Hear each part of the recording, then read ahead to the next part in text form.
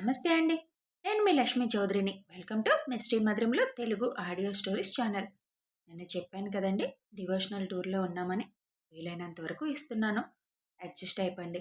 ఇక అందాల పొదరిల్లంటే నేను ఆల్రెడీ ముందుగానే వాయిస్ ఇచ్చుకుంటాను. ఆదివారం ఎక్కువ ఇచ్చేస్తాను దానికి. సో అది మామూలుగానే వస్తుంది.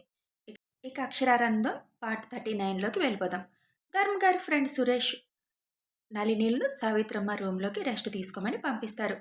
అప్పటికే పూజ ఆ రూమ్లో ఉన్న కౌచ్లో కూర్చొని గోళ్లు కొరుక్కుంటూ ఆలోచిస్తూ ఉండడం చూసి నల్లి గారు ఫాస్ట్గా వెళ్ళి పూజ భుజం దగ్గర చేయి పట్టుకొని విసురుగా పైకి లేపుతారు.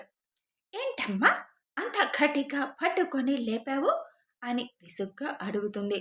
ఏం చేయబోయావు పెళ్లిలో అని స్ట్రైట్గా అడుగుతారు నల్లి. నేనేం చేయబోయాను, నేనేం చేయలేదు అని తడబడుతుంది పూజ. నీ తడబాటులోనే తెలుస్తుంది. అరవింద్ చేతిలో తాలి ఉండగా ఎందుకు సడన్గా లేచావు?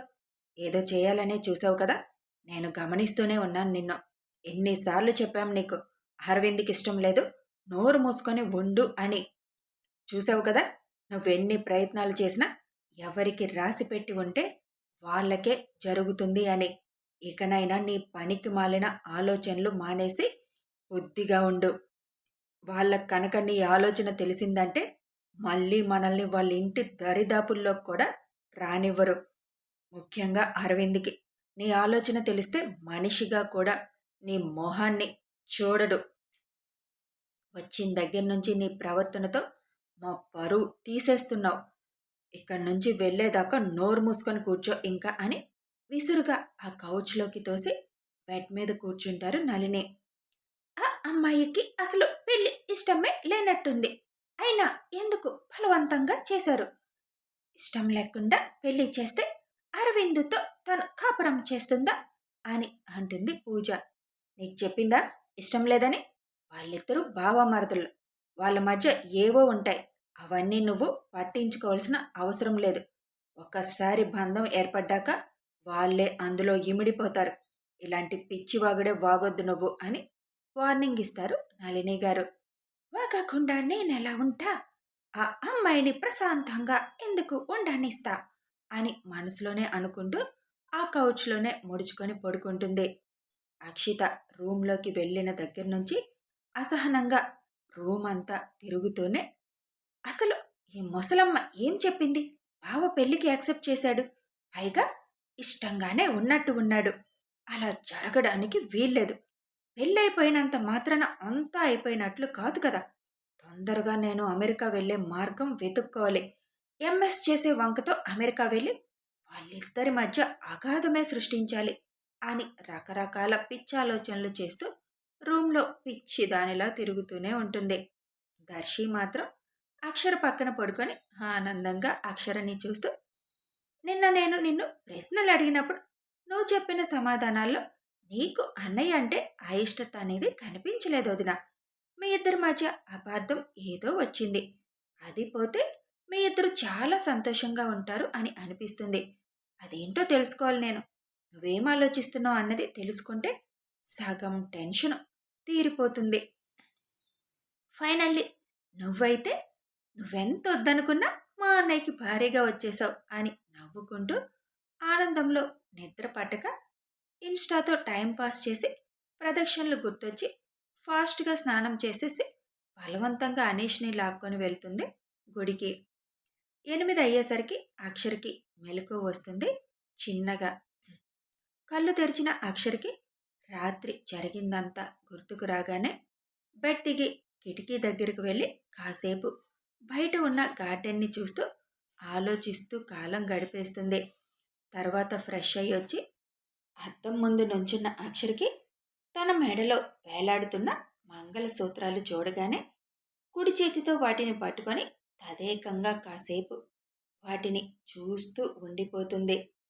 చేతిలో నుంచి జారి గుండెల మీద వేలాడుతున్న ఆ మంగళసూత్రాలను చూసి ఏ భావమూ లేకుండానే రెడీ అయిపోయి కిందకి వెళ్తుంది అక్షర.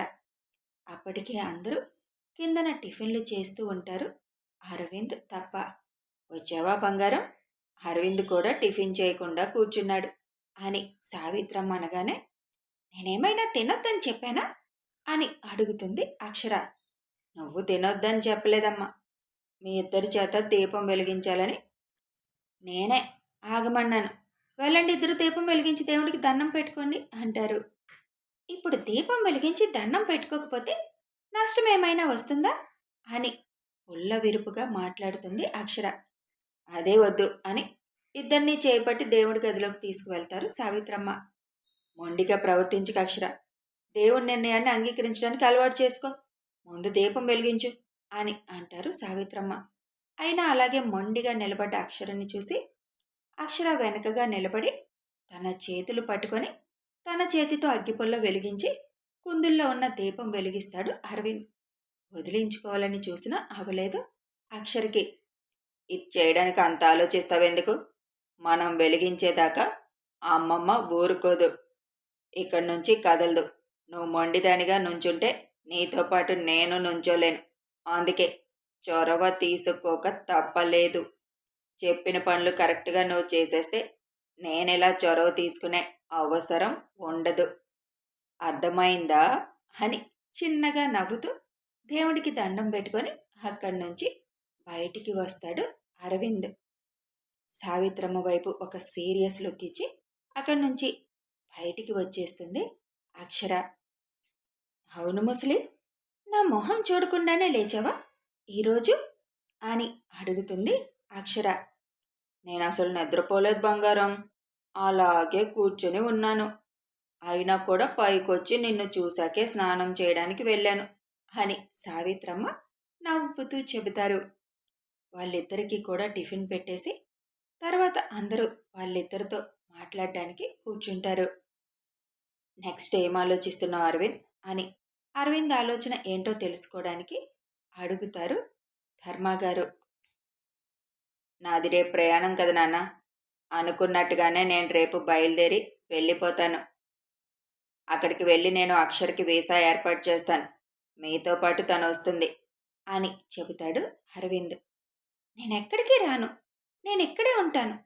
పెళ్ళయింది కదా అని మీతో పాటు వచ్చేస్తాను అని అనుకోకండి అని అంటుంది అక్షర. పెళ్ళయ్యాక భర్త ఎక్కడుంటే భార్య అక్కడే, వెళ్ళనంటే ఎలా కుదురుతుంది? వాడక్కడ నువ్విక్కడ ఉంటే చూసేవాళ్ళకి ఎలా ఉంటుంది? ఇందాకే చెప్పాను, మరీ మొండిగా ప్రవర్తించుకు అక్షర అని.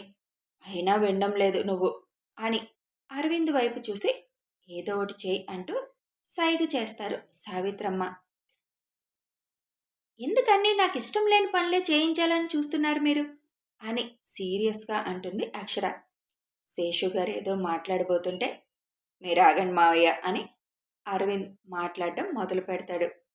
నీకు ఇష్టం ఉన్నా లేకపోయినా, ఒకవేళ నువ్వు డైవర్స్ తీసుకోవాలనుకున్నా ఇద్దరూ సంవత్సరం పాటు ఒకే చోట ఉండాలి అని తీర్పిస్తారు అక్షర. కాబట్టి మనం సంవత్సరం పాటు ఒక దగ్గరే ఉండాలి. ఇక్కడ ఉండడానికి నాకు కుదరదు, కాబట్టి నువ్వు రావాల్సిందే. నీకు ఈ బంధం అంటే ఇష్టం లేదు అనుకుంటే సంవత్సరం తర్వాత నిన్ను నేనే తీసుకువచ్చి ఇక్కడ దింపుతాను. నెక్స్ట్ కళ్యాణానికి మనం ఇక్కడికి వచ్చినప్పుడు నీ నిర్ణయం అందరికీ చెప్పొచ్చు. పెళ్ళయింది కదా అని నీకు ఇష్టం లేకుండా మిగతావి ఏవీ జరగవు.